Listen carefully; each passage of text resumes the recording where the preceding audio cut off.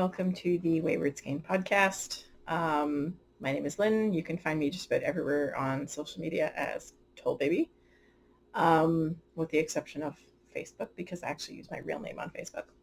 I do not have a Facebook group for the podcast. I do have a Ravelry group, and there's the blog at Wayward Skein, thewaywardskein.com. But I don't have a Facebook group at the moment. I thought about it, and I was like, people don't really participate in the Ravelry group, so what makes me think that a Facebook group is going to be any better? I don't know.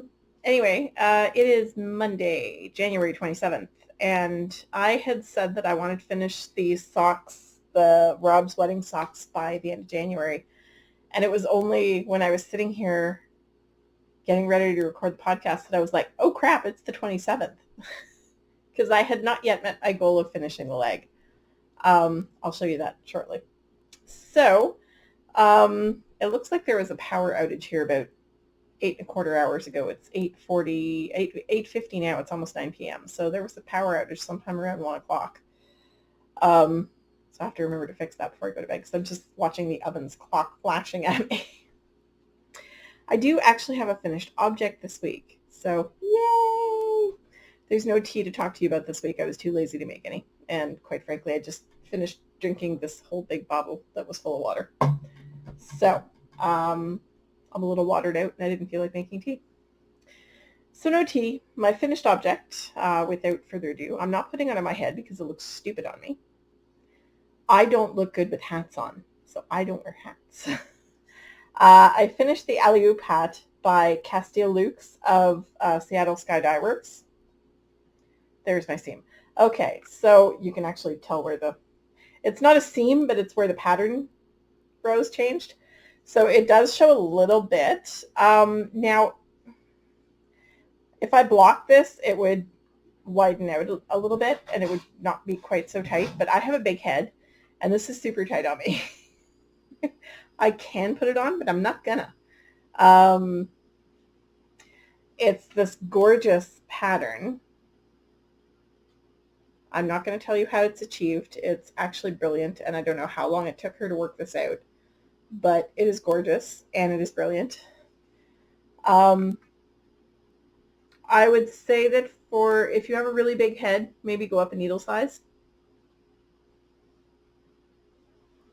I used size, where'd they go? Oh, they're way over there on the table now. I used size 8mm needles, which is US 11. So US 10 is 6mm. This is actually 8mm. If you went up to say 9mm, if you have a really big head, you'd be fine with this. Okay, fine, I will put it on. I've actually got to pull it down.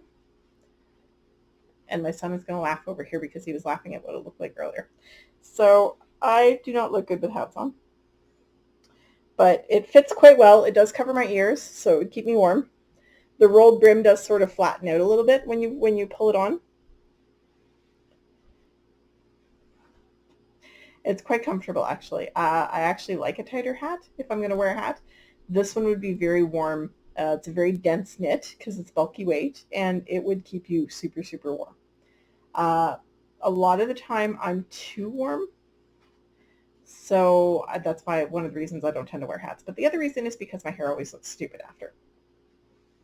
And I look like some bizarre commercial condom, like as if I was trying to. It just doesn't look good on me. But anyway, this is the Alley-Oop hat. It is by Seattle Sky Dye Works, Castile Lukes. Check it out. It will be coming out soon. If you go to seattleskydyeworks.com and you sign up for her newsletter, all newsletter subscribers will be getting a coupon code for a free download of the hat pattern. It was a super quick knit once I got the gauge right. And I really like it. It's going to be going into probably the charity bin, though, because I've said I don't wear hats. And I keep knitting them. And knitting them does not make me wear them anymore than I already do. But that's my finished object. And I really enjoyed knitting it. So thank you for the opportunity to test knit, Cass. It's awesome. I love it. It stands up on its own because it's bulky weight. but let's not send it down into the pit of despair. So yeah, that's my finished object, and I was really happy to get that off the needles because I think it's my first finish in a couple of months. Definitely my first finish of 2020, so there we go. First finish of 2020. Let's complete our words. I made some progress on the baby blanket. Is it that side? Yeah, this is the right side. So this is the right side. I finished the second row. It looks really dark in here, but they are really, really dark yarn colors, especially this. Where's the, oh, this and this are the same color. So they're showing up quite a bit darker than they are. This green down here is actually the darkest color in the blanket. But it is knit out of leftovers of Valley Yarns Northampton Bulky, which was a yarn I used to make a blanket for friends of mine who got married back in 2015. This is leftovers. It is for their first child, who is due in May. So I believe this is Pacific Teal. This is Lake Heather. This is Colonial Blue. This is Stone Blue. This is light gray. Let's go with that. And this one here is something to do with spruce, I think. I don't quite remember that colorway name. Anyway, I have 6 colors of it, and I haven't decided if I want to make the blanket 1 square wider yet. I will work my way up and see what happens. So my goal for this week is to get at least 1 more full stripe done. I have a couple of things that I want to cast on, and I will likely be starting a booth sample for Christy of Fiber Stash in the next week or two. Well, possibly not the next week or two, but very, very shortly I will be starting a booth sample for her. But I also have a sweater that I want to cast on for my niece.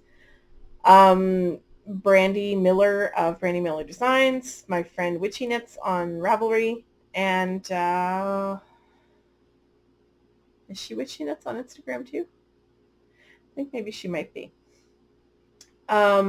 She designed and released the Mended Hearts sweater pattern recently, and I want to knit one for my niece, so I will be casting that on shortly, maybe tonight, although I may wait until February 1st because I do want to finish certain things by the end of the month. My goal was to finish Rob's socks by Valentine's Day, but I'm actually going to try and get them done by the 31st. I did get the leg finished. So, sorry, I'm not really following a pattern for this. It's just a standard mitered square blanket. The closest approximation would probably be the Knitted Patchwork Recipe by Martine Ellis. I'm using size 15 needles, which is a 10 millimeter needle. These big things. It's kind of like writing with a particularly bulky pencil. So, yeah, I'm using these. They are bamboo. I believe they were clover. They're gorgeous to knit with. They're so soft and smooth, and I love knitting with them. So that's what my blanket squares are being made out of. And I still have lots and lots of this yarn, so I may just keep going. We'll see. As for the sock, I did get the leg knit on the second sock. The first finished sock is over here. So I've got the leg to exactly the same length as the other one.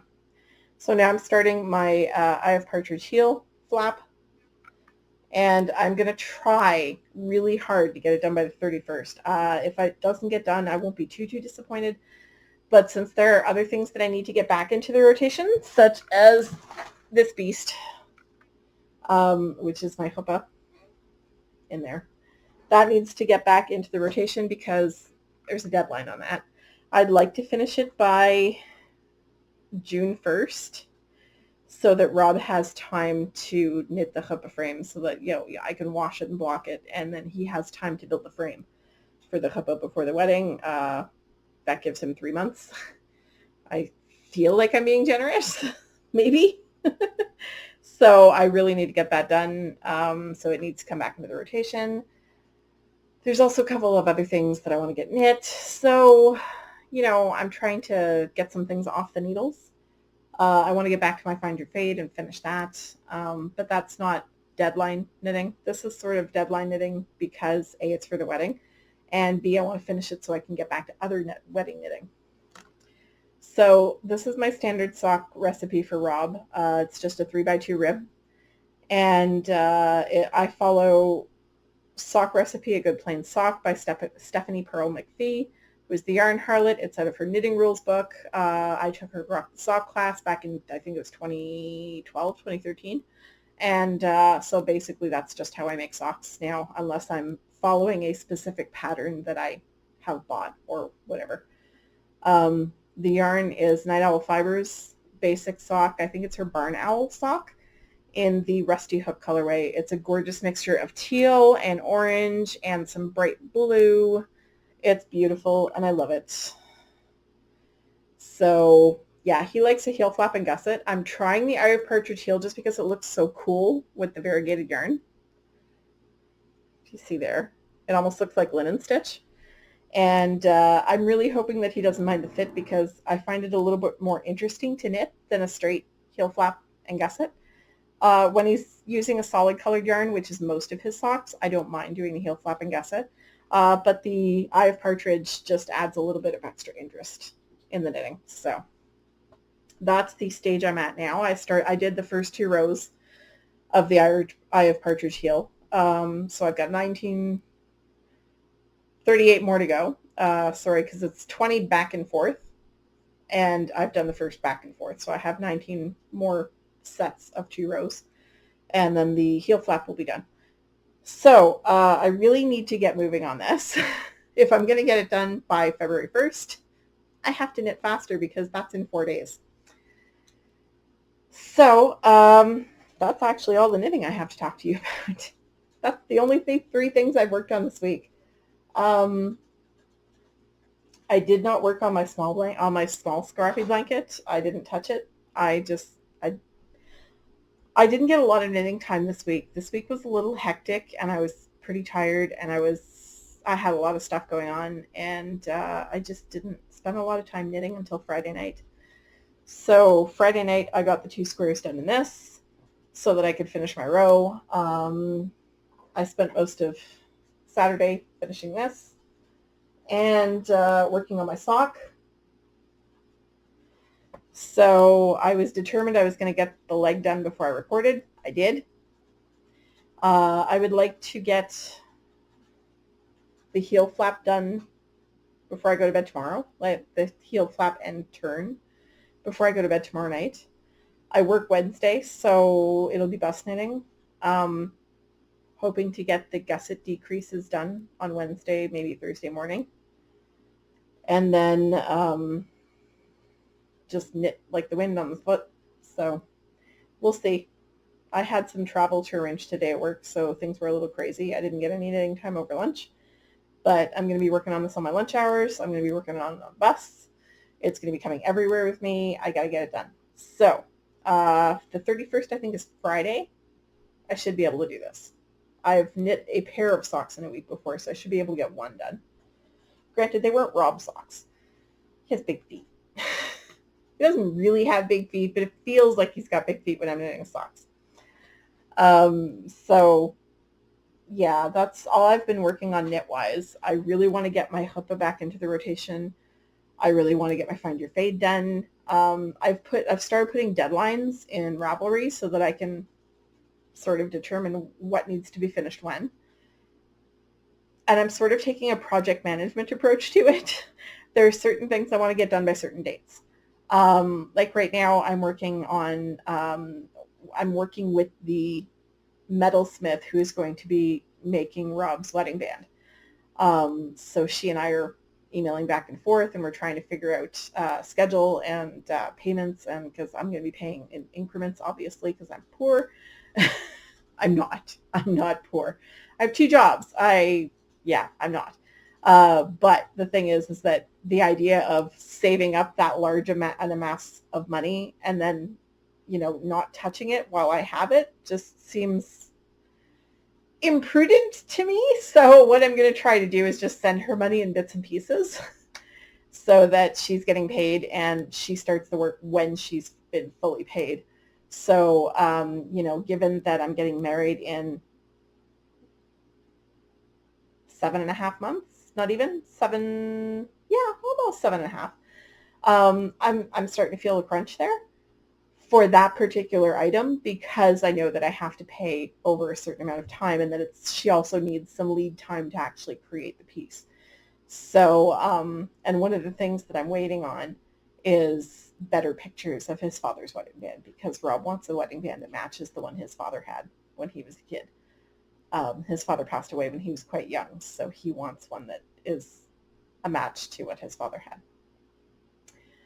So his mother does still have his father's wedding band, and she took pictures of it, but unfortunately her camera focused on the tablecloth that the ring was sitting on and not on the ring, so the ring is actually pretty fuzzy in the pictures. So I need to get better pictures for the I don't know what to call her. She's not a silversmith. She's not a gold, like she works in all kinds of metals, but they're reclaimed metals. Um, I don't want to call her a metals, like she's a jeweler, but she's a jewelry designer. She is the one, and I'm not wearing it right now because I did dishes earlier. She's the one who designed and made my engagement ring and wedding band. Rob bought them together. So I haven't actually seen the wedding band yet, but the engagement ring is actually sitting up on a ledge over the sink right now because I did dishes and forgot to put it back on. So she is the one who created it. Her shop is called Metalicious. It's metalicious.com, and she's got a Facebook group. She's got an Etsy shop. You can find her all over the place. She's a great, very nice lady. I worked with her. I first communicated with her right after Rob bought my set from her because I wanted to know if she would be willing to make his as well. And I guess I just kind of sort of let it slide for a while, but it's like crunch time and I really got to get moving on that. I also have to get moving on fabric shopping for dress because, yeah. When we first started talking about making the dress, my friend Sylvie was like, I'm making your wedding dress, right? Right? And I was like, okay. When we first started talking about it, we had 2 years to go. So she's a bobbin lace maker, and she made this gorgeous piece of lace. She wanted to make enough lace to line the bottom of the dress. And I'm like, you realize it's a flared 40s style A-line dress, right? That's like 6 feet of border. How about just neckline? So you don't lose your mind. And she immediately 2 years ago set to work making the lace for the neckline on the dress. So the dress is going to be teal with a white or cream lace neckline. And I think it's a princess style, so it's got that sort of V there. So it's going to have lace covering that. That is absolutely beautiful. And the fact that my best friend made it by hand is mind-boggling to me. Which reminds me, speaking of wedding planning, I have a book of flower patterns that I bought. It's 100 different patterns for knit and crocheted flowers that I bought, I don't know, a good while ago. I had seen a picture on LSG, which is a group on Facebook, on Ravelry. Sorry, I'm going to pause the recording for a moment because I'm having a little bit of vertigo. Sorry about that, guys. Wow, my head went all swimmy for a minute there, and I checked my blood sugar on a whim, and it was like, so yeah, we're going to be drinking a little bit more water. Oops. Gotta get better at that. Anyway, so I was talking about what I had been working on, and so I haven't gotten into what I've been watching or reading this week. I'm still slogging my way through the A-Team. It's starting to get a little bit repetitive, and we'll see. I mean, it's okay. It's just the same thing happening every episode. So, I mean, I wasn't expecting it to be super, super different throughout the run of the whole show, but yeah, it's starting to get a bit repetitive, even though at least they got rid of all the Scrappy-Doo characters, so they're not, it's just the 4 guys now. I've also been concentrating on, I lost 2 entire nights to watching music on YouTube, just bouncing from video to video to video, just looking at all kinds of stuff. I was completely obsessed one night with watching Abby Kaplan videos. He is the guy who used to play the bass. He used to sing the bass parts in Pentatonics and then left the group and started his solo career. I love him to death. If I was not old enough to be his mommy. Oh, I love him. His voice is amazing. His songwriting style is right up my alley. It doesn't hurt that he's pretty. I like him a lot. So I've been watching a lot of him. And then I accidentally discovered a group that I cannot believe I had never heard of. They're amazing. They're called Steam Powered Giraffe. They're a little odd. One of the kids I work with at the store had sent him a link to one of the videos, and he's like, "What did I just watch? It sounded amazing, but what did you just make me watch?" So they call themselves a comedy / performance musical act. They dress as steampunk robots, like they have full makeup and the whole thing, and they're amazing. I love them. Rob watched it and was like, huh? He was far more into the Abby Kaplan stuff. So, yeah, that's what I lost an entire 2 evenings. What little time I had was spent flipping from video to video all evening long. Rob and I kind of do that some nights when can't think of anything else to do and we don't want to. We'll just take turns picking YouTube videos to make the other watch. So it was kind of funny. And so yeah, that's why I didn't get a lot of TV watching done this week, or a lot of knitting done, or a lot of anything done, really. I kind of wonder where last week went. I did read quite a bit more in The Audacity of Hope by Barack Obama. It's in the bedroom. That's why I'm not showing it to you here, but I will see if I can get a little picture in there. Probably on that side. I will see if I can get a picture of the cover to put there. If not, you saw it last week. You'll see it again. So it's The Audacity of Hope by Barack Obama. I'm very much enjoying it. I like his writing style.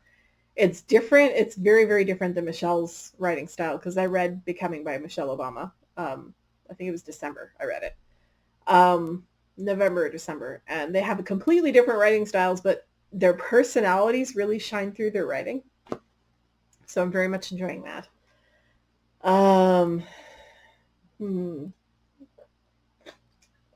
There have been a number of podcasts coming. Well, not a whole lot of podcasts came across my screen, actually.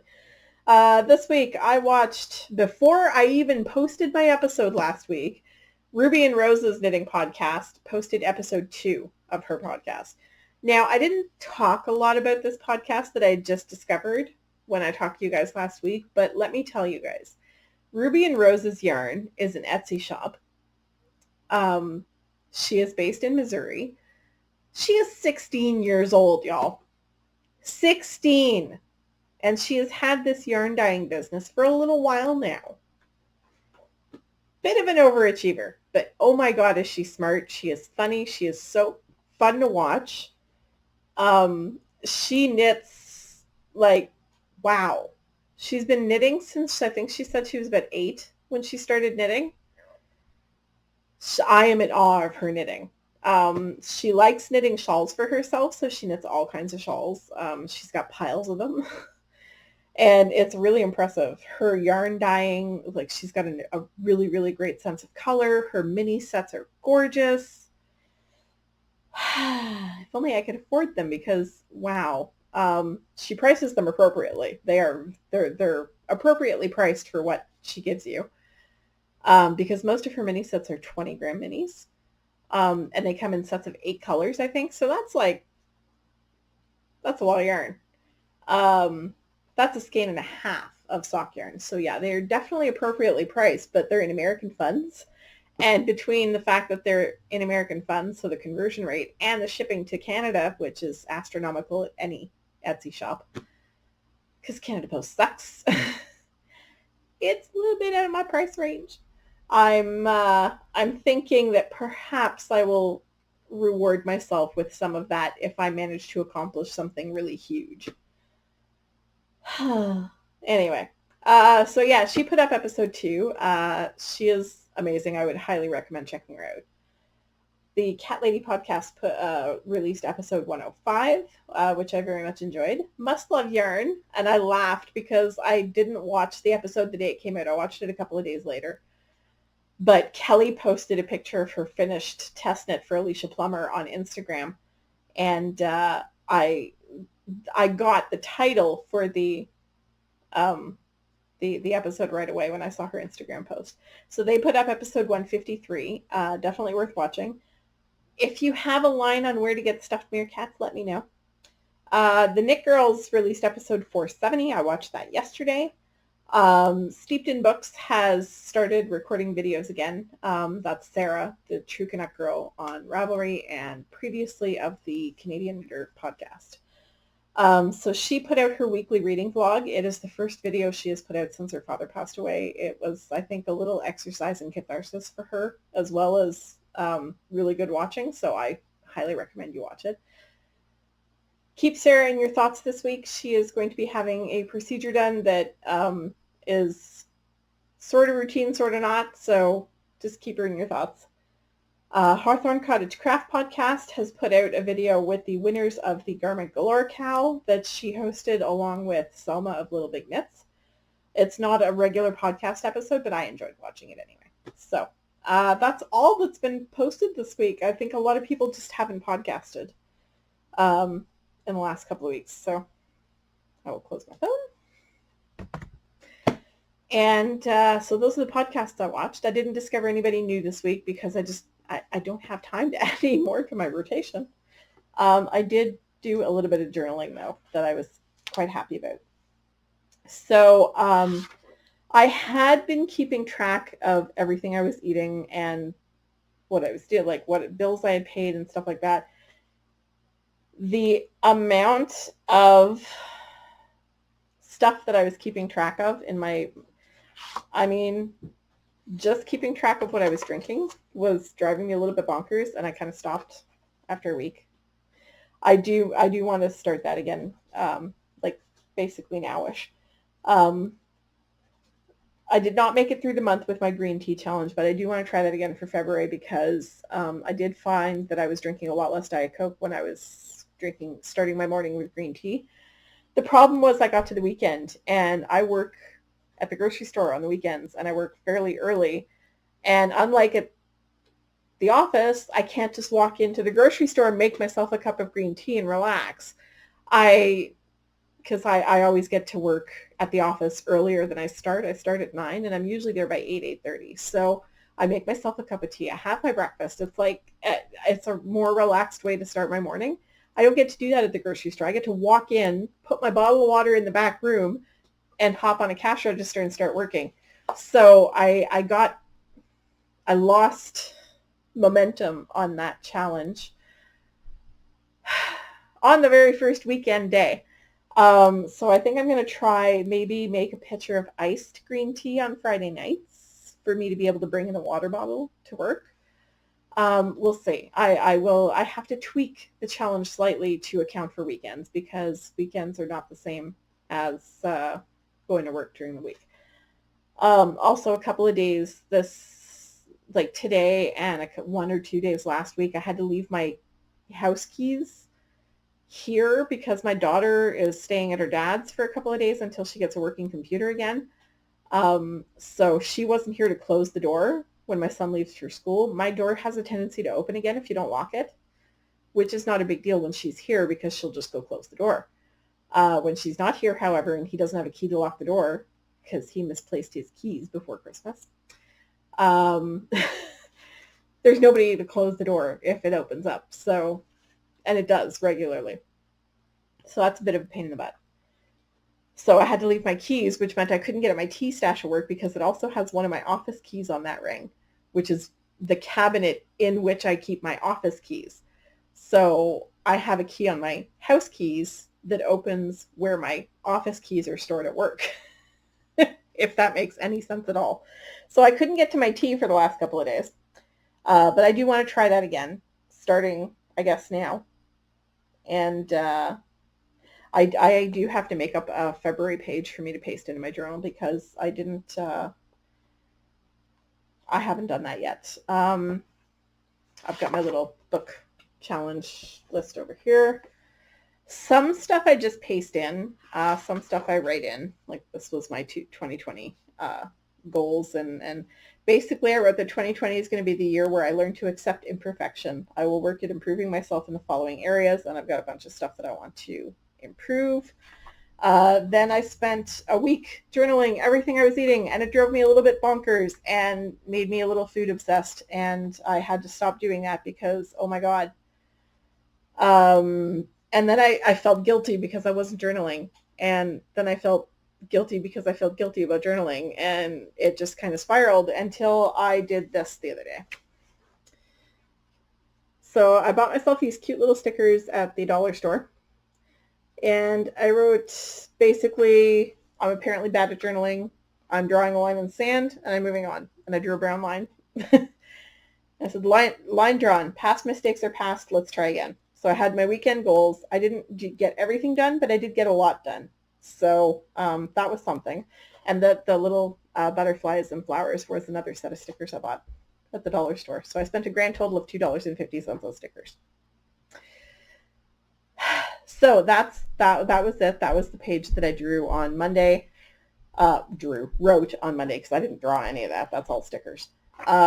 And basically starting fresh. So I have to do some thinking tonight and tomorrow about what I want to put in my journal for the beginning of February. Can you tell I like these colors? I kind of match. A lot of what I have is blues, greens, and yellows. So ta-da. So yeah, I matched my journal. That's pretty cool. So I have to do some thinking about what I want to do for February. One of the things I'm thinking of doing is instead of doing a monthly challenge where I can be thrown off track on the weekend, I think I'm going to try to do a weekly, like a smaller weekly thing that if I manage to do it for the whole week, hey, kudos to me.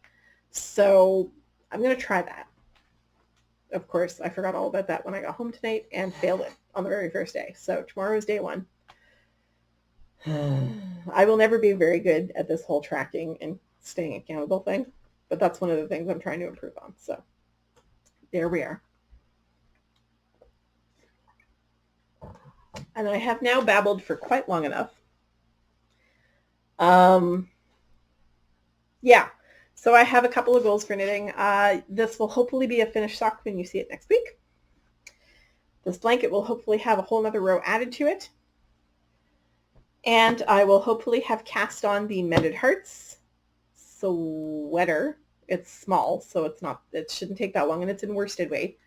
I have the yarn in my room put aside, so I have enough to make 2 of these. I'm hoping to, by Christmas time, make 2 matchy-matchy ones, but I'm not giving myself a deadline for that right now. And the chuppah needs to be picked back up and put on the longer needle that I bought for it at Rhinebeck, because that was why I stopped knitting on it, was the needle was too short and it was all bunchy and I couldn't actually see anything. So I bought myself a longer needle. It's sitting on the table. I have to put it into the actual project, and then I can start knitting on it again. Those are my goals for next week, and to actually podcast again on Monday. So I will wish you all a fabulous week, and I will say goodnight and sprinkle kindness everywhere. Have a great week.